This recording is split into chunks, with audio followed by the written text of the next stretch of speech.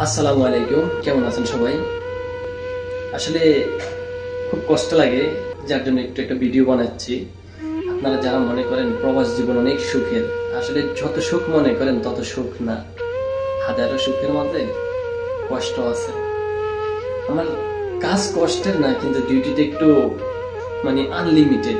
যে কোনো সময় বস আইসা কল দিবে, আমার একটা কফি অথবা একটা চা দিতে হবে আর কি। এটাই আমার কাজ। কাজের জন্য কোনো প্রেশার নাই, এটাই আমার কাজ। তো আজকে একটু অসুস্থ, যখন অসুস্থ থাকি না তখনই একটু একটু চাপ পড়ে বেশি নিজের উপরে। তো আজকে অসুস্থ বলতে আমার পা দুটো প্রচন্ড ব্যথা করে। দোতলার মধ্যে প্রতিদিন না হলে মিনিমাম 1-150 বার উঠি না আমি সিঁড়ি দিয়ে। ভাবছি আজকে ঘুমাই যাব, বস যেহেতু আসে নাই। আসছে কয়টা বাজে দেখেন, ফ্যাক্টরির ভিতরে একটা মেশিনের সমস্যা হয়েছে। দেখেন এখানে 12টা 21 বাজে, টাইমটা দেখেন 12টা 21। বুঝেন কোন জায়গায় আছে? চোখে অনেক ঘুম,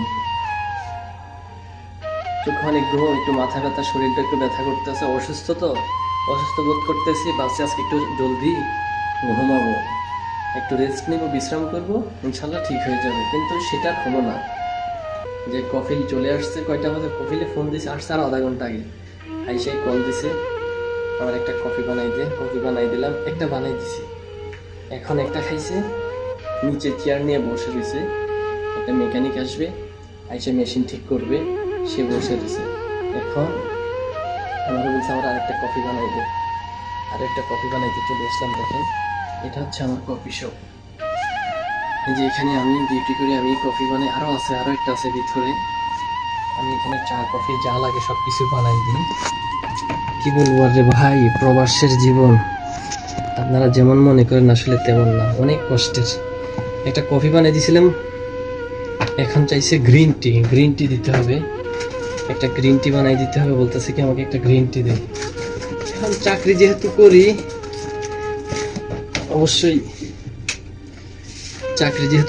অবশ্যই বসের অর্ডার তো মানতেই হবে। আর যেহেতু আমার রুম হচ্ছে অফিসের সাথেই, কি করবো আর। আল্লাহ কারিম বুঝেন, যার কেউ নাই তার একমাত্র উপরওয়ালা আছে, এই আর কি। তো কফি খাইছে একটা, কত যে খাইতে পারে চা কফি আল্লাহই ভালো জানে।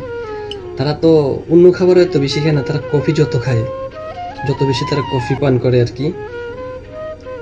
এখন বলছে আমাকে একটা গ্রিন টি বানাই দে। এটা হচ্ছে গ্রিন টি। খুব কষ্ট লাগে, কখন যাবে কখন ঘুমাবো। আবার ভোর 6টায় আবার ডিউটি আছে, বুঝছেন? ভোর 6টায় আবার এখানে আসতে হবে। 6টায় অফিস আছে, তো অফিসে আসতে হবে। অফিসে প্রায় 10-12 জন মুদির আছে, অনেকের চা গাওয়া কফি যাই লাগে দেওয়া লাগে আর কি।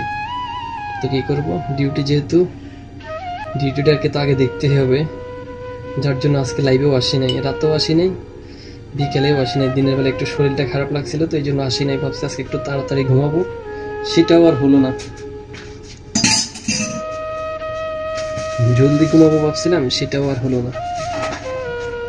যাই হোক, সবাই ভালো থাকবেন, সুস্থ থাকবেন। বিদেশে আসার আগে 100 বার চিন্তা ভাবনা করে বিদেশে আসবেন। আমরা যত সুখ ভাবি আসলে তত সুখ না, অনেক কষ্টের প্রবাস জীবন। যে আসে সেই বুঝে। ভালো থাকবেন সবাই, আসসালামু আলাইকুম।